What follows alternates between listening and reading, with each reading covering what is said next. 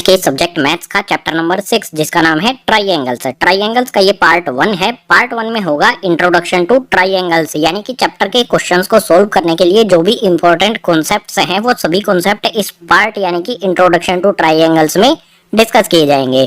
Chapter number से introduction part start करते हैं नेक्स्ट पेज से। चैप्टर का नाम है ट्राइंगल। ट्राइंगल्स होते क्या हैं आपको पता ही होगा, लेकिन मैं बता देता हूं फिर भी। A close figure with 3 sides, कोई भी ऐसा क्लोज फिगर जिसकी 3 साइड होती हैं उसको ट्राइंगल कहा जाता है, या फिर ऐसा कोई भी क्लोज फिगर जिसके 3 वर्टिसेस होते हैं उसको भी ट्राइंगल कहा जाता है। ट्राइंगल्स को क्लासिफाई 2 तरह से किया जाता है, साइड के अकॉर्डिंग और एंगल्स के अकॉर्डिंग। सो सबसे पहले types of triangle by sides के अकॉर्डिंग इसको 3 पार्ट्स में डिवाइड किया जाता है। फर्स्ट है इक्विलेटरल ट्राइंगल, जिस ट्राइंगल की तीनों साइड एक दूसरे के इक्वल होती हैं वो इक्विलेटरल ट्राइंगल होता है। दूसरा है आइसोसेलेस ट्राइंगल, कोई भी ऐसा ट्राइंगल जिसकी 2 साइड एक दूसरे के इक्वल हैं तो वो आइसोसेलेस ट्राइंगल कहलाएगा। तीसरा है स्केलन ट्राइंगल, कोई ऐसा ट्राइंगल जिसकी कोई भी साइड एक दूसरे के इक्वल नहीं है तो वो स्केलन ट्राइंगल होगा। अब एंगल्स के अकॉर्डिंग देख लेते हैं ट्राइंगल को कौन कौन से पार्ट्स में क्लासिफाई किया जाता है। सो इसमें सबसे पहला है एक्यूट ट्राइंगल, इसको एक्यूट एंगल्ड ट्राइंगल भी कहा जाता है। कोई भी ऐसा ट्राइंगल जिसके सभी एंगल एक्यूट हों यानी कि 90 डिग्री से छोटे हों तो उसे एक्यूट ट्राइंगल कहेंगे। बिल्कुल इसी तरह से सेकंड है राइट ट्राइंगल। ट्राइंगल का कोई भी एक एंगल अगर राइट एंगल है यानी कि 90 डिग्री का है तो उसे राइट ट्राइंगल कहा जाता है। इसमें थर्ड है ऑब्ट्यूज ट्राइंगल। ट्राइंगल का कोई भी एक एंगल 90 डिग्री से बड़ा हो तो उसे कहा जाएगा ऑब्ट्यूज ट्राइंगल। ये हमारी बिल्कुल बेसिक सी इंफॉर्मेशन हो गई है ट्राइंगल के बारे में। अब जो हम एक्सरसाइजेस के क्वेश्चंस को सोल्व करने के लिए कॉन्सेप्ट यूज करेंगे उन कॉन्सेप्ट्स को स्टार्ट करते हैं नेक्स्ट पेज से। ट्राइंगल्स में सबसे पहला और इजी सा कॉन्सेप्ट आता है कॉन्ग्रुएंट फिगर्स और सिमिलर फिगर्स। इन दोनों में डिफरेंस क्या है और कॉमन क्या है ये सभी चीजें यहाँ पर हम समझ लेंगे। कॉन्ग्रुएंट फिगर्स क्या होते हैं? Those figures that have same shape and size called congruent figures है। ऐसे सभी फिगर्स जिनकी शेप और साइज बिल्कुल सेम है तो उसे कॉन्ग्रुएंट फिगर कहेंगे। और बात की जाए सिमिलर फिगर्स की तो those figures that have same shape called congruent figures है। अगर शेप सेम है तो उसको सिमिलर फिगर्स कहेंगे। इनके एग्जांपल्स ले लेते हैं। जैसे यहाँ पर आप देख सकते हो ये यहाँ पर हमारे जो 2 सर्किल हैं इनका शेप और साइज दोनों सेम है। दोनों सर्किल्स का रेडियस 4 सेंटीमीटर है और दोनों सर्किल हैं, शेप सेम है और साइज भी सेम है तो ये दोनों एक दूसरे के कॉन्ग्रुएंट होंगे। बिल्कुल इसी तरह से अगर सिमिलर फिगर्स का हम एग्जांपल लेंगे तो यहाँ पर आप देख सकते हो हमारे पास एक छोटा सर्किल है और एक बड़ा सर्किल है।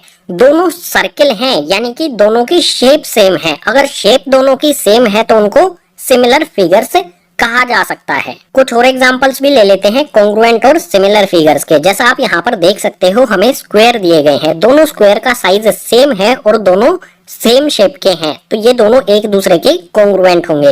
बिल्कुल इसी तरह से यहाँ पर आप देख सकते हो यहाँ पर हमारे पास एक छोटा स्क्वायर है, एक बड़ा स्क्वायर है, दोनों की शेप सेम है। अगर शेप सेम है तो ये दोनों एक दूसरे के सिमिलर होंगे। अभी तक जो हमारा कॉन्सेप्ट सर्कल्स और स्क्वायर्स पर अप्लाई किया था हमने, बिल्कुल वही कॉन्सेप्ट हम ट्राइंगल्स पर अप्लाई करेंगे। जैसा आप यहाँ पर देख सकते हो ट्राइंगल ये दोनों एक दूसरे के साइज में इक्वल हैं और शेप भी इनकी सेम है। बिल्कुल इसी तरह से यहाँ पर आप देख सकते हो ये वाले दोनों ट्राइंगल, इनमें एक छोटा ट्राइंगल है एक बड़ा ट्राइंगल है लेकिन शेप दोनों की सेम है तो इनको कहा जाएगा यहाँ पर सिमिलर फिगर्स और इनको कहा जाएगा कॉन्ग्रुएंट फिगर्स। एक लाइन में इसे समझा जा सकता है अगर शेप और साइज सेम है, इक्वल है तो उसे कॉन्ग्रुएंट फिगर्स कहेंगे। और अगर सिर्फ शेप सेम है, साइज अलग है, साइज अलग हो गया अगर लेकिन शेप सेम है तो उसे सिमिलर फिगर्स कहा जाएगा। यहाँ पर हमने ये ट्राइंगल्स के एग्जाम्पल भी ले लिए हैं। हमारा जो ये कॉन्ग्रुएंट फिगर्स का कॉन्सेप्ट है ये हम class 9th chapter number 7 triangles में पढ़ चुके हैं। सो क्लास 10th में हम पढ़ेंगे सिमिलर फिगर्स यानी कि सिमिलर ट्राइंगल्स के बारे में। कौन कौन सी कंडीशन के अकॉर्डिंग कोई भी 2 ट्राइंगल एक दूसरे के सिमिलर होते हैं ये समझते हैं नेक्स्ट पेज पर। मान लीजिए हमें 2 ट्राइंगल दिए गए हैं ABC और PQR। कौन कौन से ऐसे क्राइटेरिया हैं जिससे हम ABC और PQR को सिमिलर कर सकते हैं? सो टोटल 3 क्राइटेरिया होंगे। फर्स्ट वाला AAA यानी कि angle angle angle criteria. Second होगा SAS यानी कि side angle side criteria. Third होगा SSS यानी कि साइड साइड साइड क्राइटेरिया। एक एक करके इनको समझ लेते हैं किस तरह से हम दो ट्राइंगल्स को इन तीनों रूल्स से सिमिलर कर सकते हैं। पहले होगा AAA। मान लीजिए जो हमारा ABC ट्राइंगल है, इसका कोई A एंगल, ये वाला एंगल 50 डिग्री का है, B एंगल 60 डिग्री का है और C एंगल 70 डिग्री का है। बिल्कुल इसी तरह से जो हमारा PQR है, इसका ये वाला एंगल P 50 डिग्री का है, Q एंगल 60 डिग्री का है और R एंगल 70 डिग्री का है। सिंपली आप देख सकते हो एंगल A और एंगल P एक दूसरे के इक्वल हैं, एंगल B और एंगल Q एक दूसरे के इक्वल हैं, एंगल C और एंगल R भी एक दूसरे के इक्वल हैं। यानी कि ABC ट्राइंगल के तीनों एंगल्स PQR के तीनों करस्पॉन्डिंग एंगल्स के इक्वल हैं। तो इस कंडीशन में हम ये कह सकते हैं कि ABC और PQR एक दूसरे के सिमिलर होगा। अब इनको लिखा कैसे जाएगा? सिंपली यहाँ पर हम बनाएंगे ट्राइंगल ABC, सिमिलरिटी का साइन लगाएंगे। ये हमारा सिमिलरिटी का साइन हमने लगाया और इसके बाद लिख देंगे हम ट्राइंगल PQR। कौन से रूल से हुआ? A सिमिलरिटी क्राइटेरिया से। सो बिल्कुल सिंपल, कोई भी दो ट्राइंगल जिनके करस्पॉन्डिंग एंगल्स एक दूसरे के इक्वल हैं तो A सिमिलरिटी रूल से वो दोनों ट्राइंगल्स एक दूसरे के सिमिलर होंगे। जो हमारा ये फर्स्ट वाला A वाला क्राइटेरिया है, इसी का एक छोटा वर्जन भी होता है जिसका यूज आप कर सकते हैं क्वेश्चंस को सोल्व करने के लिए। इसका छोटा वर्जन होता है गाइस AA।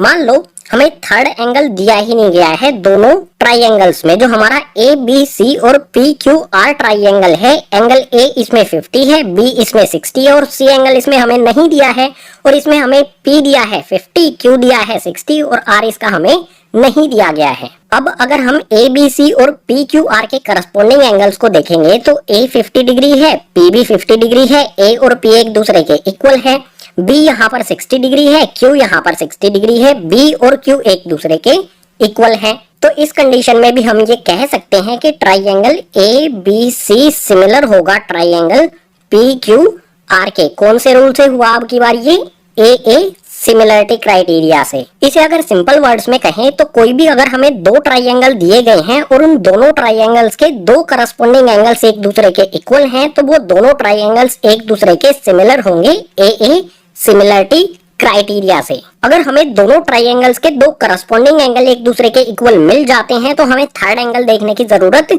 नहीं है, हम उनको फिर भी सिमिलर कर सकते हैं AA सिमिलरिटी क्राइटेरिया से। अब जो साइड एंगल साइड क्राइटेरिया है, इसको नेक्स्ट पेज पर समझते हैं। सिमिलरिटी क्राइटेरिया फॉर ट्राइंगल्स में सेकंड रूल यानी कि साइड एंगल साइड को समझने के लिए हमारे पास दो ट्राइंगल हैं ABC और PQR। रूल हमारा है साइड एंगल साइड। A इसमें एक बार आता है, A का मतलब होगा एंगल, यानी कि इन दोनों ट्राइंगल्स में कोई भी एक एंगल इक्वल होना चाहिए। ABC में मान लो एंगल A 50 डिग्री का है, बिल्कुल इसी तरह से जो PQR वाला ट्राइंगल है इसमें एंगल P 50 डिग्री का है। एक एंगल यहाँ पर इक्वल हो गया है। इसके बाद आप यहाँ पर देख सकते हो साइड एंगल साइड में एंगल बीच में दिया गया है, इसके दोनों तरफ साइड है। तो ये हमारा एंगल है, इसके दोनों तरफ वाली साइड की बात की गई है। बिल्कुल इसी तरह से ये एंगल है तो इसके दोनों तरफ वाली साइड की बात की गई है। साइड्स जो है वो प्रोपोर्शनल होनी चाहिए, यानी कि इक्वल रेशियो होना चाहिए। कैसे होगा? सबसे पहले तो इस तरह से हम लिख सकते हैं एंगल A इक्वल्स टू में एंगल P। ये दोनों एक दूसरे के इक्वल हैं क्योंकि दोनों 50 डिग्री के हैं। अब मान लो जो हमारी AB साइड है ये 2 सेंटीमीटर है, AC साइड हमारी 6 सेंटीमीटर है। बिल्कुल इसी तरह से PQR में हमारी PQ साइड 4 सेंटीमीटर है और PR जो है ये 12 सेंटीमीटर है। तो इनका रेशियो इक्वल होना चाहिए। कौन सी साइड का? AB अपॉन में PQ इक्वल होगा AC अपॉन में PR के। इन्हें इस तरह से हम लिखेंगे AB अपॉन में, देखो हमने क्या किया, इस एंगल के इस साइड वाली ये वाली साइड ली है एंगल के साथ वाली। बिल्कुल इसी तरह से इस वाले ट्राइंगल में इस एंगल की ये वाली साइड लेंगे, इसके डिनोमिनेटर में हमने AB लिया है, इसके नीचे रखेंगे हम PQ। AB के नीचे PQ रखा इक्वल्स टू में वैल्यू पुट करो। AB की वैल्यू क्या है यहाँ पर? 2। सो AB की जगह पर 2 रखा अपॉन में PQ की वैल्यू यहाँ पर है 4, सो PQ की जगह पर 4 रख दिया। आप देख सकते हो 2 के टेबल में 1 जा पर, 2 के टेबल में 2 जा पर, ए बी अपॉन में पी क्यू ये आ गया हमारा 1 अपॉन में 2। बिल्कुल इसी तरह से एंगल के साथ में जो दूसरी साइड है ए सी और इस एंगल के साथ में जो दूसरी साइड है पी आर, इनका रेशियो लिखेंगे। यहाँ पर सिंपली आएगा हमारा ए सी अपॉन में आ जाएगी पी आर। ए सी की वैल्यू क्या है यहाँ पर आप सिंपली देख सकते हो 6 और पी आर की यहाँ पर है 12। ए सी की वैल्यू रखी 6 अपॉन में पी आर की रखी हमने 12। 6 अपॉन में 12 इसे भी कैंसिल किया जा सकता है, 6 1 जा 6, 6 2 जा 12। कैंसिल करने पर क्या मिला हमें 1/2। जो भी हमारे दोनों एंगल्स इक्वल हैं इन दोनों ट्राइंगल ए बी सी और पी क्यू आर में, उनके दोनों तरफ वाली साइड्स का रेशियो इक्वल है। A B upon P Q किया 1/2 आया, A C upon P R किया ये भी 1/2 आया। इन दोनों इक्वेशन से हम क्या कंक्लूजन निकाल सकते हैं कि ए बी अपॉन में पी क्यू इक्वल होगा ए सी अपॉन में पी आर के। अगर हमें इस तरह की कंडीशन मिल जाए, एंगल्स इक्वल हैं और उन एंगल्स के साथ में जो भी साइड्स हैं वो प्रोपोर्शनल हैं, इस तरह से उनका रेशियो इक्वल है, तो इसका मतलब होगा कि ए बी सी और पी क्यू आर ये दोनों एक दूसरे के सिमिलर हैं साइड एंगल साइड रूल से। हम इनको इस तरह से लिख सकते हैं, triangle A B C similar to triangle P Q R कौन से रूल से हुआ, साइड एंगल साइड रूल से। अगर इसको बिल्कुल सिंपल वर्ड्स में कहा जाए तो कोई भी दो ट्राइंगल एक दूसरे के similar side angle side rule से जब होंगे, जब उनके करस्पॉन्डिंग एंगल्स और एंगल्स के दोनों तरफ वाली साइड से प्रोपोर्शनल हो या फिर उन दोनों साइड्स का रेशियो एक दूसरे के इक्वल हो। अगर हमें ये दो चीजें मिल जाएं, एंगल्स इक्वल मिल जाएं और उनके दोनों तरफ वाली साइड से प्रोपोर्शनल हो, तो साइड एंगल साइड से दोनों ट्राइंगल एक दूसरे के सिमिलर हो जाएंगे। साइड एंगल साइड के बाद साइड साइड साइड वाला जो सिमिलरिटी क्राइटेरिया है ट्राइंगल्स के लिए, इसको नेक्स्ट पेज पर समझते हैं। एस यानी कि साइड साइड साइड क्राइटेरिया को समझने के लिए फिर से हमारे पास ए बी सी और पी क्यू आर ये दो ट्राइंगल्स हैं। मान लो ए बी सी की ये साइड 2 सेंटीमीटर है, ये 3 सेंटीमीटर है, ये 4 सेंटीमीटर है। बिल्कुल इसी तरह से पी क्यू आर ट्राइंगल की ये साइड हमारी 6 सेंटीमीटर है, ये 9 सेंटीमीटर है और ये 12 सेंटीमीटर है। अगर ट्राइंगल ए बी सी और पी क्यू आर की करस्पॉन्डिंग साइड्स प्रोपोर्शनल हैं तो ये एक दूसरे के सिमिलर होंगे। हमें चेक कैसे करना है कि ये प्रोपोर्शनल है या नहीं? बिल्कुल सिंपल है। देखो यहाँ पर ए बी हमारी साइड है, हम रखेंगे ए बी अपॉन में पी क्यू। सिंपली यहाँ पर लिखता हूं मैं ए बी अपॉन में पी क्यू। इनकी वैल्यू पुट करेंगे, ए बी की वैल्यू 2 है, पी क्यू की वैल्यू 6 है, सो यह आ जाएगा 2 अपॉन में 6। कैंसिल किया जा सकता है, 2 1 जा 2, 2 3 जा 6, ये आ जाएगा हमारा 1 अपॉन में 3। बिल्कुल इसी तरह से बी सी अपॉन में क्यू आर लिखेंगे। यहाँ पर सिंपली लिखता हूं मैं बी सी अपॉन में क्यू आर इक्वल्स टू में इनकी वैल्यू पुट करेंगे, बी सी की वैल्यू 3, क्यू आर की वैल्यू 9, सो यहाँ पर आएगा 3 अपॉन में 9। इनको भी कैंसिल किया जा सकता है, 3 1 जा 3, 3 3 जा 9, यहाँ पर भी आएगा हमारा 1 अपॉन में 3। बिल्कुल इसी तरह से ए सी अपॉन में पी आर लिखेंगे, सो यहाँ पर आ गया हमारा ए सी अपॉन में पी आर इक्वल्स टू में ए सी की वैल्यू कितनी है 4, पी आर की वैल्यू है 12, सो यहाँ पर आ जाएगा 4 अपॉन में 12। ये भी कैंसिल हो सकता है, 4 1 जा 4, 4 3 जा 12। यहाँ पर भी हमारा रेशियो आया, फ्रैक्शन आया 1/3। ट्राइंगल ए बी सी और पी क्यू आर की करस्पॉन्डिंग साइड्स का जब हम रेशियो लिखते हैं तो सभी में हमें 1/3, 1/3 और 1/3 मिलता है। यानी कि इन सभी इक्वेशन से हम ये कंक्लूजन निकाल सकते हैं कि ए बी अपॉन में पी क्यू ये इक्वल होगा बी सी अपॉन में क्यू आर के, और ये इक्वल होगा ए सी अपॉन में पी आर के। क्योंकि आप यहाँ पर देख सकते हो A B upon P Q ये 1/3 है, B C upon Q R ये भी 1/3 है, A C upon P R ये भी 1/3 है। ये तीनों फ्रैक्शन 1/3 के इक्वल हैं, तो ये एक दूसरे के भी इक्वल होंगे। सो यहाँ पर हम देख सकते हैं कि ए बी सी और पी क्यू आर इनकी साइड्स का जब हम रेशियो लिखते हैं तो ये एक दूसरे के इक्वल है। यानी कि ए बी सी और पी क्यू आर ट्राइंगल की करस्पॉन्डिंग साइड से प्रोपोर्शनल है। अगर इस तरह से हमें कंडीशन मिल जाए तो इसका मतलब होगा कि ये दोनों ट्राइंगल ए बी सी और पी क्यू आर एक दूसरे के सिमिलर हैं। सो सिंपली यहाँ पर लिखा जा सकता है A B C similar to triangle P Q R. कौन से क्राइटेरिया से हुआ, कौन से रूल से हुआ? SSS यानी कि side side side similarity criteria. अगर सिंपल वर्ड्स में कहा जाए तो ABC और PQR की करस्पॉन्डिंग साइड्स प्रोपोर्शनल हैं, तो साइड साइड साइड रूल से ये दोनों ट्राइंगल्स एक दूसरे के सिमिलर होंगे। सो कोई भी दो ट्राइंगल अगर हमें दिए गए हैं उनको सिमिलर हम कर सकते हैं इन तीनों सिमिलरिटी क्राइटेरिया से। तीनों को हमने एग्जांपल के साथ डिस्कस कर लिया है। अब इससे नेक्स्ट जो कॉन्सेप्ट आएगा उसके लिए चलते हैं नेक्स्ट पेज पर। ट्राइंगल चैप्टर में नेक्स्ट कॉन्सेप्ट आता है area of similar triangles. Suppose कीजिए हमें दो सिमिलर ट्राइंगल दिए हैं ABC और PQR, ये दोनों एक दूसरे के सिमिलर हैं। सो सिंपली गिवन में हमें दिया है triangle ABC similar to triangle PQR, दोनों सिमिलर ट्राइंगल्स हैं, तो इनके एरिया का रेशो इक्वल होगा इनकी करस्पॉन्डिंग साइड्स के रेशो के स्क्वायर के इक्वल। लिखकर बताता हूं तब इजीली आप इसे समझ पाओगे। सो सबसे पहले यहां पर लिखेंगे एरिया ऑफ ट्राइंगल, हमारा फर्स्ट वाला ट्राइंगल है ABC अपॉन में एरिया ऑफ ट्राइंगल सेकंड वाला हमारा है PQR।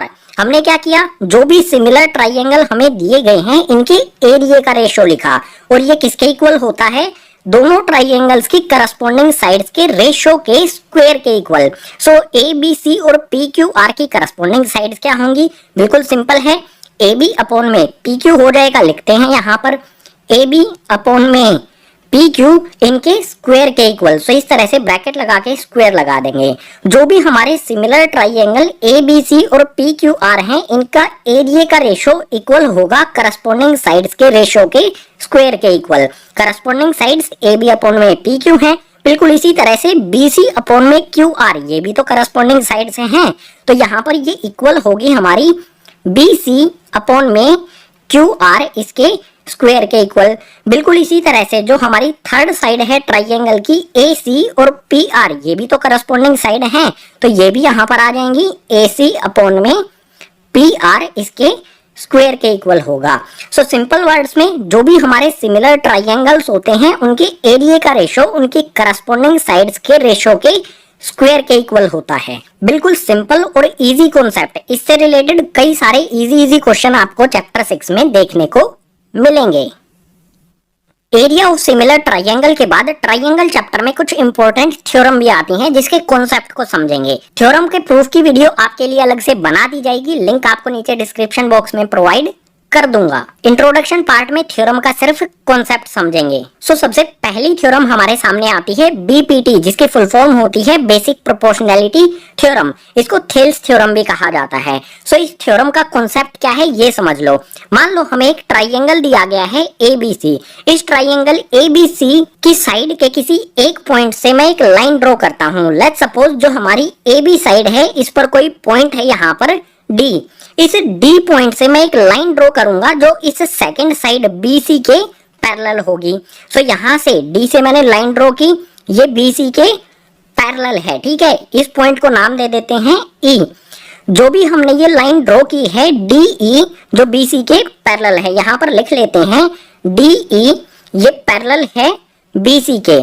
सो सिंपल ट्राइंगल की किसी एक साइड से सेकंड साइड के पैरेलल मैंने ये लाइन ड्रॉ की है जो थर्ड साइड को E पॉइंट पर इंटरसेक्ट करती है। तो जो भी ये पॉइंट आएंगे AB और AC साइड पर D और E, ये D और E पॉइंट AB और AC साइड को डिवाइड करेंगे सेम रेशो में, इक्वल रेशो में। मतलब क्या होगा इसका, यानी कि अगर मैं AB साइड का रेशो लिखूं, इस पॉइंट ने AB को डिवाइड कर दिया तो इसका रेशो लिखा जा सकता है। रेशो क्या होगा, AD अपॉन में DB। So simply AD upon में DB ये इक्वल होगा गाइस AC साइड के रेशो के। AC साइड का रेशो क्या होगा, AE अपॉन में EC। सो ये आएगा हमारा AE अपॉन में EC। ये सिंपल सा कॉन्सेप्ट निकल कर आता है थेल्स थ्योरम या फिर कह सकते हैं BPT थ्योरम से। अगर हम ट्राइंगल की किसी एक साइड के किसी भी एक पॉइंट से लाइन ड्रॉ करते हैं जो सेकंड साइड के पैरेलल होती है, थर्ड साइड को किसी भी पॉइंट पर इंटरसेक्ट करती है, यानी कि DE और BC पैरेलल हैं, तो AB और AC साइड के जो भी रेशो होंगे वो एक दूसरे के इक्वल होंगे। इस थ्योरम का मेजरली यूज एक्सरसाइज 6.2 के सभी क्वेश्चंस को सोल्व करने के लिए किया जाएगा। इस थ्योरम के अलावा एक और इम्पोर्टेंट थ्योरम है हमारी, उसको देखते हैं नेक्स्ट पेज पर। नेक्स्ट थ्योरम आती है पाइथागोरस से। इस थ्योरम का यूज क्लास 8 में भी होता है, क्लास 9 में भी होता है, सो डिफिकल्ट नहीं होगा आपके लिए ये समझना कि पाइथागोरस थ्योरम का कॉन्सेप्ट क्या है। Simply Pythagoras theorem right triangle पर अप्लाई होती है, यानी कि ऐसे ट्राइंगल पे जिसमें कोई एक एंगल 90 डिग्री का हो। सो सपोज कर लीजिए हमें एक ट्राइंगल दिया है ABC, इसमें बी वर्टिसेस पर 90 डिग्री का एंगल है और 90 डिग्री एंगल के अपोजिट में होती है हाइपोटेनियस है। सो 90 डिग्री के अपोजिट में साइड है AC, ये होगी हमारी हाइपोटेनियस है। हाइपोटेनियस का स्क्वायर किया जाए यानी कि AC का स्क्वायर इक्वल होगा AC के अलावा जो भी बची हुई दो साइड हैं इनके स्क्वायर के सम के इक्वल। कौन कौन सी दो साइड बची हैं? AB और BC।